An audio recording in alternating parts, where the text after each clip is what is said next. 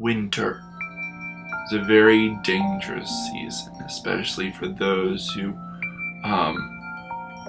have to stay outside in the frozen wastelands that is winter. But some are able to harness that power and are gifted with innate power to replicate it for themselves. Hello, welcome back to DIS. I am this idiot, and today I am reviewing the Winterborn Sorcerer, right? Yes, Winterborn. I wanted to make sure what the name is called. Yeah, all about frozen frostiness, and let's get on with it. Thank you for watching.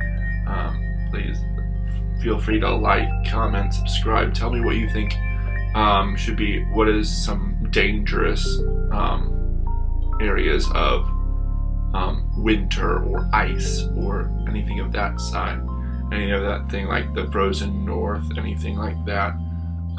Post it down, comment down below on that. Comment down below on what you think of what I'm going to say, and without further ado, let's get started. Alright, the Winterborn Sorcerer. Let's get started. Where the ice forms, life ends. A sorcerer's origin for sorcerers. Winterborn. Your first breath was cold as winter's night, your cry harsh as the freezing winds. Winter affects everything, from the lives of simple farmers and flights of birds, to the wars fought by kings and emperors. And sometimes it touches someone in a unique way. Whether by the augury of the stars or by the actions of the gods and spirits of cold, you were born unique, an avatar of the winds of eternal winter. Cold nature. Nothing spells winter like cold, no matter what. You know winters come by the temperature drop. At your options, you can pick from or roll on the Winterborn Sorcerer Quirks table to create a quirk for your character. Winterborn quirks. It's a D6, and here are the quirks. At 1, you are always icy cold to the touch. 2, you think 2 degrees Celsius an unbearable heat. 3, you are always surprised when people say they feel their fingertips. 4, your drink is always cold. 5, you prefer to wait for your food to cool to room temperature before eating. And 7, Darcy calls your cat. 6, you find it relaxing to take a cold bath no matter the temperature. Cold affinity. When you learn or replace a sorcerer spell or cantrip that deals damage, you can learn the cold version instead, replacing the original damage by cold damage. You gain resistance to cold. Feel free to describe what your new magic is like, whether your fireball is a flare of magical ice that sucks the heat from the creatures, or simply an iceberg thrown at the heads of the unfortunate creatures. Careful, Darcy. Frostbite. The cold, it burns. Starting at 6th level, when a creature is hit by a spell attack or fails the saving throw against a spell of yours that deals cold damage, you can mark it with a frostbite stack. Each stack slows the creature's movement speed by 15 feet. A creature loses 1 frostbite stacks if at the end of its turn you have not dealt cold damage to it with a spell or cantrip. A creature that starts its turn with at least 1 frostbite stack takes 1d6 cold damage. If the creature's movement speed is reduced to 0 by frostbite, it will become entombed, suffering 1d10 at the beginning of its turn instead, and have disadvantage on dexterity saving throws. This damage increases to 2d10 at 11th level and 3d10 at 16th level. She's playing. At the end of each of its turns, an affected target can make a strength saving throw against your spell save DC to break free, getting rid of all frostbite stacks with a success. Absolute 0. Many creatures live in the cold, but you are made from it. You are winter-made flesh. Your cold winds will be felt in the bones. Starting at 14th level, when you deal cold damage with a first level or higher spell to a creature with cold immunity, it takes half the damage instead of no damage. Please note that this effect does not turn immunity into resistance and therefore does not stack with Elemental Adept to cause full damage. Fimbulwinter. The winds blow, the wolves howl, winter comes, death is here. Starting at 18th level, you can spend 6 sorcery points as a bonus action to become a storm of ice and cold. Start the great winter of the end of times. For 1 minute, you gain a fly speed equal to you movement speed, resistance against physical damage, and enemies that enter start their turn within 30 feet of you gain frostbite stacks. Once used, you must finish a long rest to use this feature again.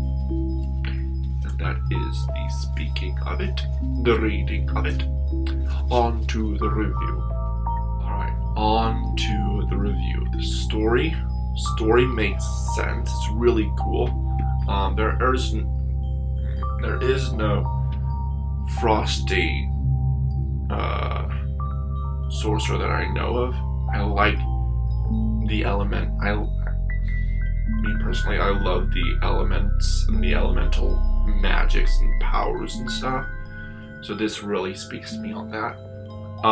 So the story is you are somehow destined to be touched by the winter, eternal winter, the winter that causes the end of times, that stuff, which is cool. I like how they added the quirks. I think that's a Xanathar's Guide to Everything thing. Which is cool. I like how it just makes it a little more unique. Cold Affinity. It's pretty cool. So you can learn cold version instead of regular. So all your damage does cold damage, which can be nice.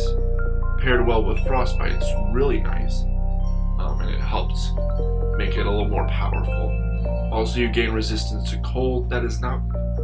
I don't think that's a too common a resistance or damage type that is used. Unless you are the frozen, and so this makes sense. I don't think this is overpowered or underpowered because it just changes the damage type. Might be a little overpowered because things like what it was saying, fireball, instead of fire is cold. But I mean, there's a lot more that are resistant to fire than cold damage, but still it's, I don't think it's terribly overpowered. Frostbite, so you're getting stacks when you hit someone with cold damage. So they reduce their movement speed by 15 feet, better than a slow, and they also take 1d6 at the start of their turns, and they lose 1 when they have not been dealt damage by you. Which is nice. If their movement speed is reduced to 0, so usually 2 stacks, if it's 30 feet, they become entombed, and so they have 1d10 cold damage instead of 1d6, which is cool. And the d10s do level up as you reach other levels, so 2d10 at 11th and 3d10 at 16th, which is cool. Makes sense. I like that it's that rather than also stacking the 1d6 because it does would, I think. No, it doesn't because it's with at least 1. So it's nice. At the end of each of its turns, it can make the strength saving throw, getting rid of all frostbite stacks, which is nice. Absolute 0. When you deal cold damage with a leveled spell to someone with cold immunity, you treat it basically as if it was resisted. But I like the blurb that it's saying that it does not turn the immunity into resistance. So it doesn't stack with the Elemental Adept, which is nice. I'm glad that wasn't that, because that would be pretty OP, even at 14th level. but I like how they did it like that. Winter, you can turn into a storm of ice. So you have flying speed, resistance to physical damage, so bludgeoning, piercing, slashing.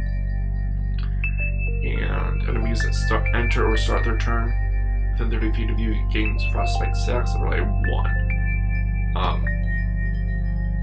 Which is cool. Let's see here.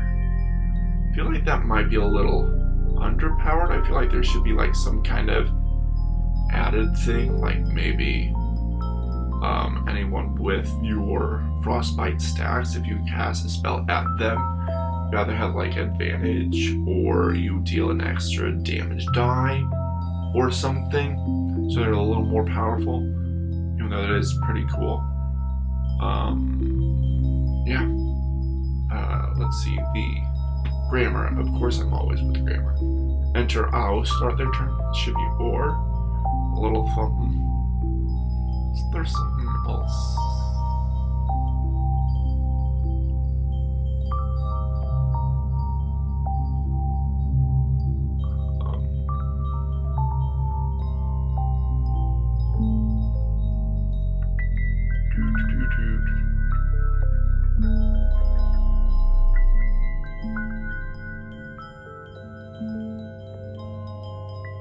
Maybe not.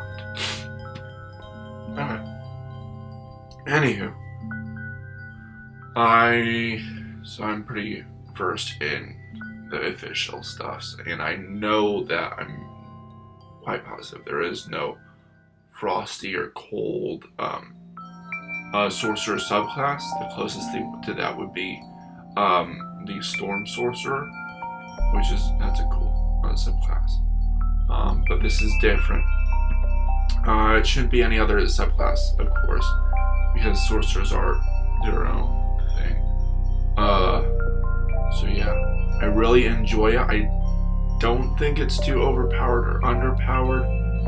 I would say the only overpowered thing really would be the changing the spell damage types to cold damage, which is usually resisted less than others, but is not terribly bad. And that pairs really well with the frostbite, but it should pair really well with itself. I don't think that really should make it more powerful or less powerful. Just is. Yeah, that is the Winterborn Sorcerer. Let me know what you think of it. What other frosty receptions do you think they should take? Is this a frosty reception?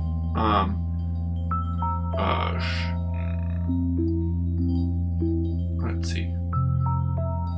What do you think of this? Do you think I said anything right or wrong? Do you think you would allow it in your game? Tune in next week when I go to the Warlock and the otherworldly patron of the Astral Dreadnought. So being connected in some way to a powerful extraplanar being. It's got its additional Eldritch invocations, which should be cool. It looks like it's a lot of maybe some teleportation stuff, psychic stuff, more damage stuff. Should be interesting. Join me next week for that. That should be cool. Alrighty. End of the video, of course. Please don't forget to like, comment, subscribe, share. If you're watching this. I've noticed no people are watching. That's fine. Here's where my last episode is. Here's where my channel is if you want to watch more. I am starting my playlists of these different subclasses, and I am looking very forward to that's my grammar is there. I'm looking forward to actually playtesting these. This should be interesting. Yeah, check me out then. I'm gonna try to figure out how to do that. Alright, see you guys See you next week for the Astral Dreadnought Patron for the World.